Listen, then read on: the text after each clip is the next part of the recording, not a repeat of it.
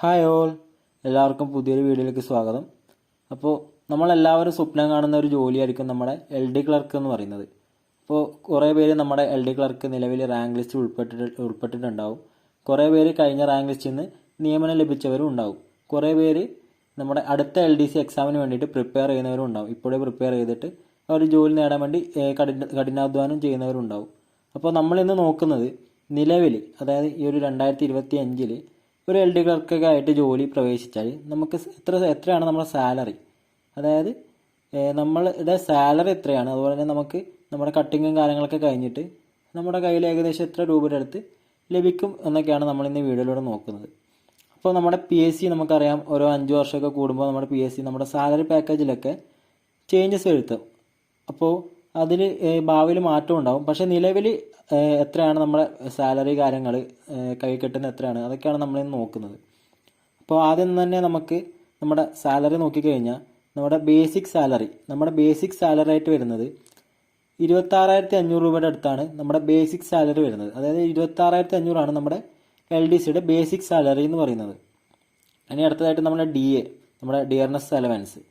ഈ ഒരു DA എന്ന് പറയുന്നത് 3,975 രൂപ. ആ ഒരു എമൗണ്ട് ആണ് നമ്മുടെ DA ആയിട്ട് വരുന്നത്. അത് കഴിഞ്ഞ് കഴിഞ്ഞാൽ നമ്മുടെ HRA നമ്മുടെ ഹൗസ് റെൻറ്റ് അലവൻസ് എന്ന് പറയും.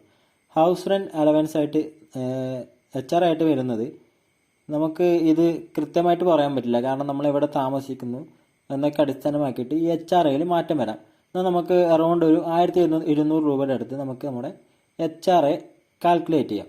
അപ്പോൾ ഈ ഒരു 3 എമൗണ്ട് നമ്മൾ കൂട്ടുമ്പോൾ നമുക്ക് ഏകദേശം 31,670 ആ ഒരു രൂപ നമുക്ക്, അതായത് 31,670 രൂപയുടെ അടുത്ത് നമുക്ക് കിട്ടും. അപ്പോൾ ഇതാണ് നമ്മുടെ സാലറി എന്ന് പറയുന്നത്. ഇനി നമ്മുടെ സാലറി നമ്മൾ കണ്ടു, എന്നാൽ നമുക്കിതിൽ നമ്മുടെ കട്ടിങ്ങും കാര്യങ്ങളൊക്കെ കഴിഞ്ഞിട്ട് നമ്മുടെ കയ്യിൽ എത്ര രൂപ ലഭിക്കും എന്നൊക്കെയാണ് നമ്മൾ ഇനി നോക്കുന്നത്. ഇനി നമ്മുടെ കട്ടിങ് നോക്കുകയാണെങ്കിൽ ആദ്യം തന്നെ നമ്മുടെ കോൺട്രിബ്യൂട്ടറി പെൻഷനാണ്. ഇതാണ് ഏറ്റവും കൂടുതലായിട്ട് വരുന്നത്. അപ്പോൾ നമ്മുടെ ബേസിക് സാലറി അതുപോലെ തന്നെ DA ഇത് രണ്ടും നമ്മൾ പ്ലസ് ചെയ്തിട്ട് അതിൻ്റെ 10% എത്രയാണോ അതാണ് നമ്മുടെ കോൺട്രിബ്യൂട്ടറി പെൻഷൻ എന്ന് പറയുന്നത്. അടുത്തതായിട്ട് നമ്മുടെ PF, പ്രൊവിഡൻറ്റ് ഫണ്ട്.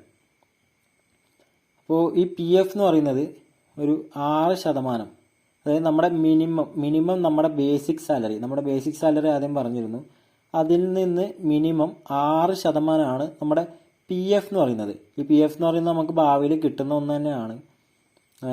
അപ്പോൾ അതാണ് നമ്മുടെ PF. അടുത്തതായിട്ട് നമ്മുടെ ഗ്രൂപ്പ് ഇൻഷുറൻസ് ആയിട്ട് ഒരു 800 രൂപയുടെ അടുത്ത് വരുന്നുണ്ട്. അതുപോലെ തന്നെ നമ്മുടെ സ്റ്റേറ്റ് ഇൻഷുറൻസ് ആയിട്ട് 500 രൂപയുടെ അടുത്ത് വരുന്നുണ്ട്. അതുപോലെ തന്നെ നമ്മുടെ മെഡിസെപ്പ്, PSC പഠിക്കുന്ന എല്ലാവർക്കും അറിയാം നമ്മുടെ മെഡിസെപ്പ് എന്താണെന്നൊക്കെ. അപ്പോൾ ഈ ഒരു മെഡിസെപ്പ് ഒരു 500 രൂപ നമ്മുടെ സാലറിയിൽ നിന്ന് കട്ട് ചെയ്യുന്നുണ്ട്.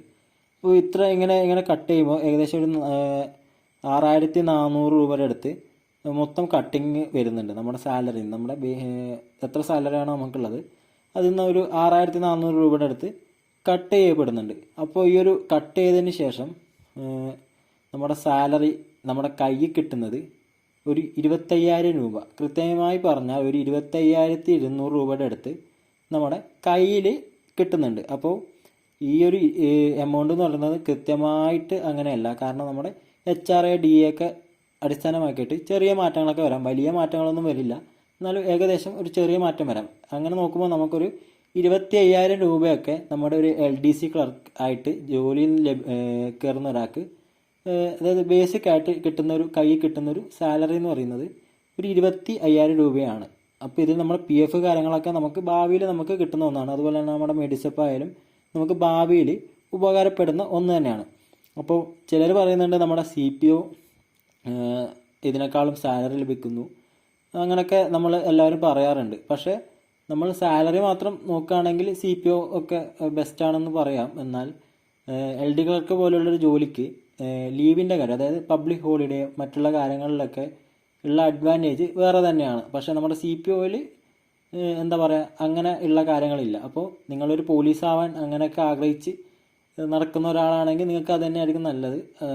അതല്ലാതെ നിങ്ങൾക്ക് എന്താ പറയുക, ഒരു കൂളായിട്ടൊരു ഗവൺമെൻറ് ജോലി അങ്ങനെയൊക്കെ ആഗ്രഹിക്കുന്നവരാണെങ്കിൽ LDC എന്ന് പറയുന്നത് വളരെ നല്ലൊരു ജോലി തന്നെയാണ്.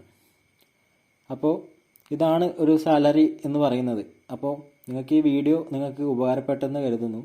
നിങ്ങൾക്ക് ഈ വീഡിയോ ഈ ഒരു ഇൻഫർമേഷൻ ഉപകാരപ്പെട്ടെന്ന് കരുതുന്നു. അപ്പോൾ ഇത്രയാണ് നമ്മുടെ വീഡിയോ. അപ്പോൾ നിങ്ങൾക്ക് ഈ വീഡിയോ ഇഷ്ടപ്പെട്ടെങ്കിൽ നിങ്ങൾ ഈ വീഡിയോ ലൈക്ക് ചെയ്യുക. അതുപോലെ തന്നെ ചാനൽ ഇഷ്ടപ്പെട്ടെങ്കിൽ നിങ്ങൾ ചാനൽ സബ്സ്ക്രൈബ് ചെയ്തിട്ട് സപ്പോർട്ട് ചെയ്യുക.